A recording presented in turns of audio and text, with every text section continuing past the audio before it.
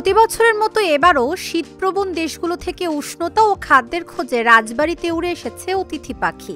রাজবাড়ীর সদর উপজেলার বাণীবহ ইউনিয়নের শিবরামপুর গ্রামের করবাড়ির শতবর্ষী গাছগুলোতে আশ্রয় নিয়েছে এসব পাখি। সকালে সূর্যের আলো ফুটতে শুরু হয় তাদের কিচিরমিচির ডাক, আর বিকেলে আকাশ জুড়ে উঠতে থাকে পাখিরা। সারাদিন পাখির ডানা ঝাপটানি আর কিচিরমিচির শব্দে মুখর থাকে চারিপাশ।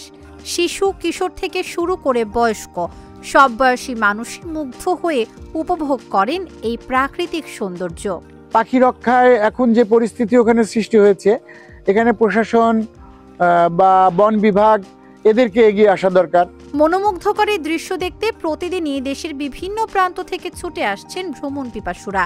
দর্শনার্থীদের ভিড়ে বিকেল গড়িয়ে সন্ধ্যা হয়ে যায় কখন টেরই পাওয়া যায় না। এখানে দেখা মেলে বিভিন্ন প্রজাতির অতিথি পাখির, যাদের কেউ আসে সাইবেরিয়া থেকে, কেউ আসে হিমালয়ের পাদদেশীয় অঞ্চল থেকে। এত পাখি শুধু টিভিতেই দেখেছি, কিন্তু এখন নিজের চোখেই দেখছি। আমাদের বাগানে পাখিগুলো এসছে, খুবই সৌন্দর্য।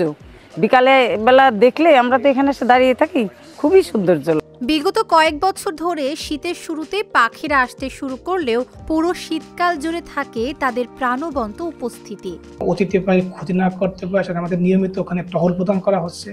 আমরা প্রতিদিন একজন করে সরকারি স্টাফ বিকাল 4টা থেকে রাত 7টা 8টা পর্যন্ত সেখানে ডিউটি করতেছে। তাছাড়া জেলা প্রশাসক মহোদয় বিষয়ে অবগত আছে। রাজবাড়ীর এই পাখির অভয়ারণ্য হয়ে উঠেছে অতিথি পাখিদের স্বর্গরাজ্য। এই সৌন্দর্য ধরে রাখতে সরকারকে এগিয়ে আসার আহ্বান রাজবাড়ীবাসীর। Dhaka journal, news desk.